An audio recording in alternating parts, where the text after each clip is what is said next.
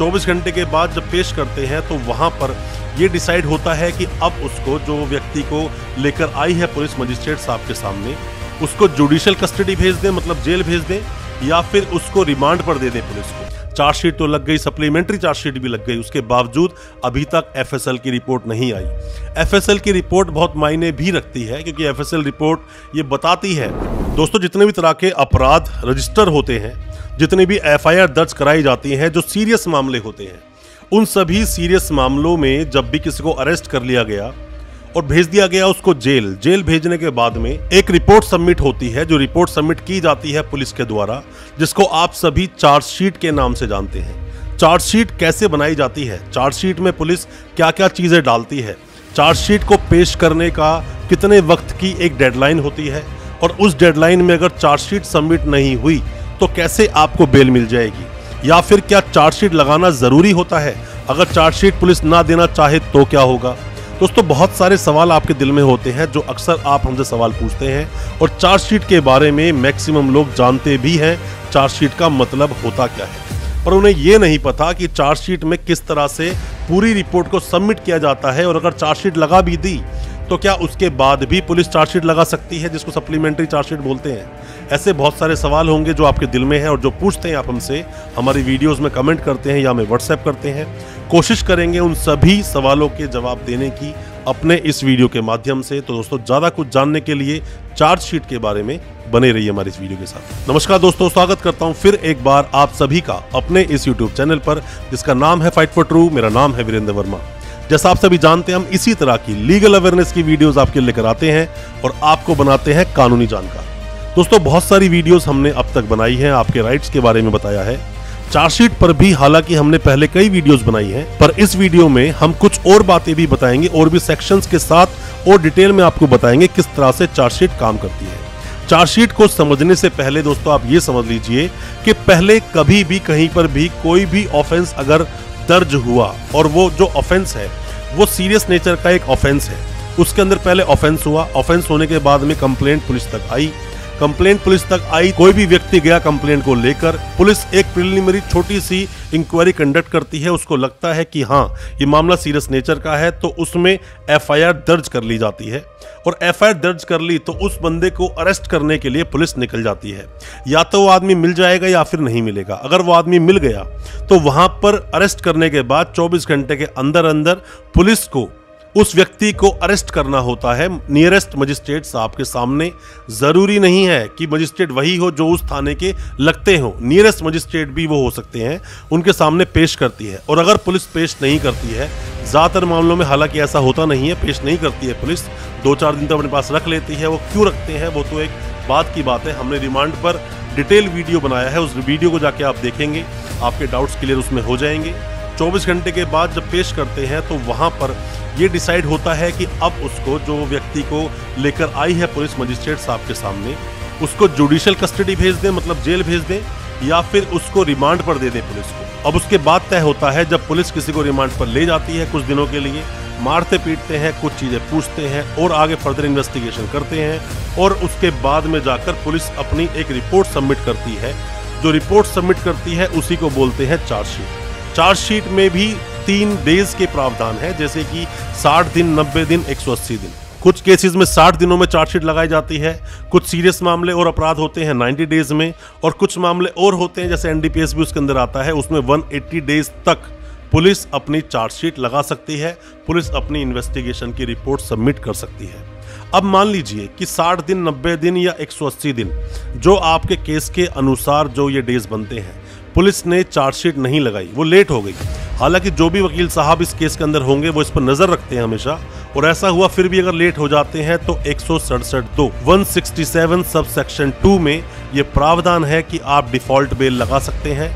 Default bell पर detail video हमने बनाया था, उस वीडियो को जाकर आप जरूर देख लें। डिफॉल्ट बेल के बारे में आप सब कुछ आसानी से जान जाएंगे। डिफॉल्ट बेल आप लगाएंगे, आपको बेल जरूर मिल जाएगी। हो सकता है कि पहले ही एप्लीकेशन आईओ साहब लगा दे पीपी साहब की मदद से कि अभी मुझे और फर्दर इन्वेस्टिगेशन करनी है। अब इसी में जब वो चार्जशीट लगाते हैं उससे पहले 2 सेक्शंस और आते हैं। अगर आप देखोगे 169 जो सीआरपीसी का बोलता है। अब दोस्तों चार्जशीट से काफी पहले 2 सेक्शंस और पिक्चर में आते हैं। अगर आप देखोगे the code of criminal procedure 1973 का सेक्शन बोलता है 169, उसे बोलता है नो सफिशिएंट एविडेंस। अगर हो मतलब कि सफिशिएंट एविडेंसेस नहीं है तो पुलिस उस व्यक्ति को वहीं से फ्री कर सकती है और चार्जशीट लगाने की जरूरत नहीं पड़ेगी फिर उसके अंदर।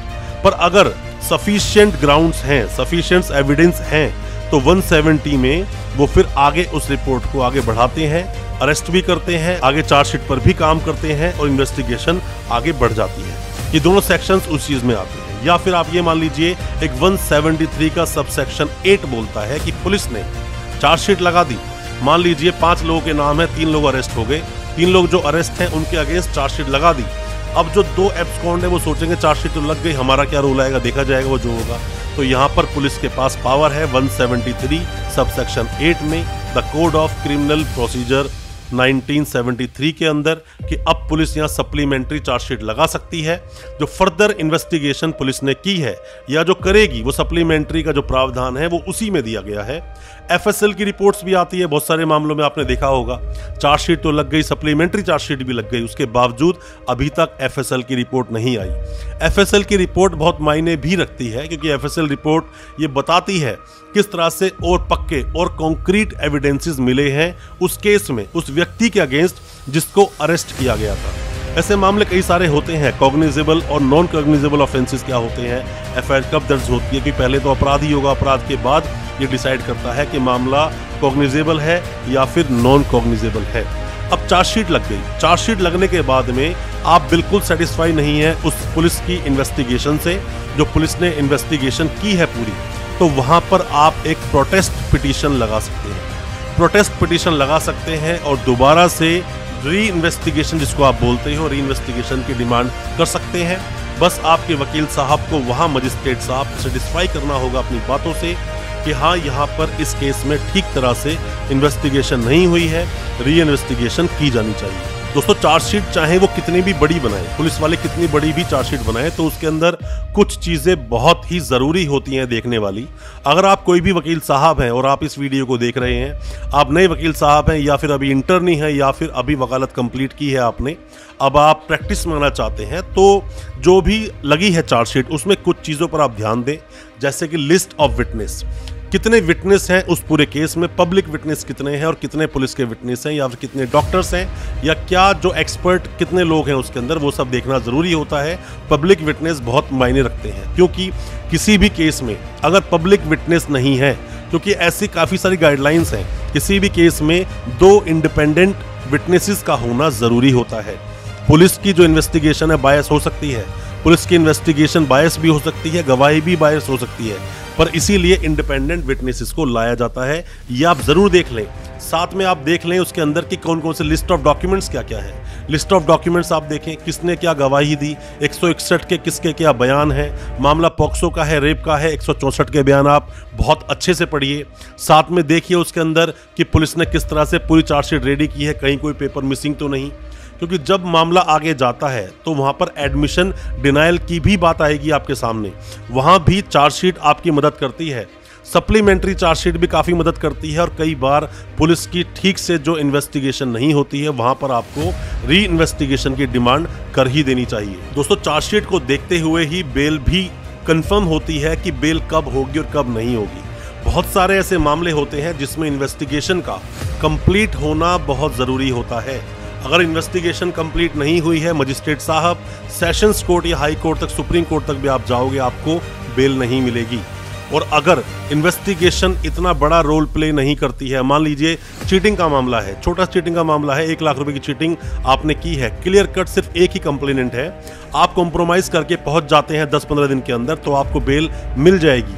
ऐसे कई सारे मामले जो कॉम्प्रोमाइज कर सकते हो, जिसके अंदर कंपाउंड कर सकते हो, उन मामलों में आप जाओगे, आपको बेल मिल जाएगी। कंप्लीट इन्वेस्टिगेशन होना उसमें ज़रूरी नहीं होता, बट जो सीरियस मामले होते हैं, कोई भी मामला 10 साल ज़्यादा की उसके अंदर सज़ा का प्रावधान है, इन मामलों में आप अक्सर देखोगे तो जब तक चार्जशीट नहीं लगती तब तक कोर्ट भी नहीं मानता कि बेल दी जानी चाहिए। वो सब आपके वकील साहब के आर्ग्यूमेंट्स पे डिपेंड करता है, आपके वकील साहब कितने अच्छे से केस को रिप्रेजेंट करते हैं। बहुत बार ऐसे लकूनास मतलब कमियां ढूंढ लेते हैं आपके वकील साहब आपके केस में, जिसमें आपको आसानी से वो बेल दिला पाते हैं।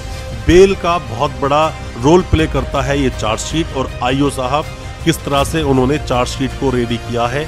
सभी आईओ साहब को उतनी नॉलेज केसेस के बारे में, उतनी नॉलेज कानून के बारे में नहीं होती अक्सर कि वो हर बातों पर डिटेल में मेंशन कर पाएं। तो कई बार तो ऐसा देखोगे आप चार्जशीट्स को बहुत अच्छी चार्जशीट बनाई जाती है, और कई बार चार्जशीट्स आप देखोगे पतली चार्जशीट बनती है, उसमें ज़्यादा स्ट्रांगली आपके केस को प्रेजेंट ही नहीं किया जाता आईओ साहब के द्वारा। और कई बार मजिस्ट्रेट साहब इसी बात को लेकर वहाँ आईओ साहब को फटकार लगाते हैं, डांटते हैं और बोलते हैं कि आपकी इन्वेस्टिगेशन ठीक से नहीं हुई है, क्योंकि इन्वेस्टिगेशन बायस हो सकती है, एक तरफा इन्वेस्टिगेशन की जा सकती है। चार्जशीट का मतलब ये नहीं कि फुल एंड फाइनल रिपोर्ट आ गई, उसके अंदर कोई भी कमी है, कुछ भी आप चाहते हैं दोबारा से डिमांड कीजिए, दोबारा से डिमांड कीजिए, दोबारा से इन्वेस्टिगेशन भी आप करा सकते हैं। पर चार्जशीट जो है पूरा एक ब्यौरा होता है, सब कुछ लिखित होता है उस केस के बारे में, क्राइम सीन कहाँ बनवाया गया, क्या क्या आपने किया, किस किस अकाउंट में पैसे गए, साथ में ही सीडीआर क्या बोलती है, इसी तरह की हर बातों का जिक्र होता है उस चार्जशीट में। दोस्तों कोई भी किसी भी तरह के सवाल आपके दिल में है, कुछ भी आप जानना चाहते हैं क्रिमिनल केसेस को लेकर, आप कमेंट बॉक्स में अपने सवालों को पूछें। और दोस्तों साथ ही अगर आप कुछ भी पर्सनल इन्फॉर्मेशन आप हमसे चाहते हैं, अपने केस के बारे में कोई भी सलाह चाहते हैं, आप हमें व्हाट्सएप भी कर सकते हैं, हम आपको उसके रिप्लाई जरूर करेंगे। दोस्तों अच्छा लगा हो आज का वीडियो, हमारे चैनल को अभी सब्सक्राइब करें, साथ में लगा बेल आइकन जरूर दबा दें, ताकि इसी तरह की लीगल अवेयरनेस की वीडियोस आप तक पहुंच सके सबसे पहले। और हमारी वीडियो को ज़्यादा से ज़्यादा अपने दोस्तों परिजन परिवार में शेयर करें, ताकि वो भी अपने आप को कानूनी जानकार बना सके। बहुत बहुत शुक्रिया दोस्तों, धन्यवाद हमारे इस वीडियो के साथ बने रहने के लिए।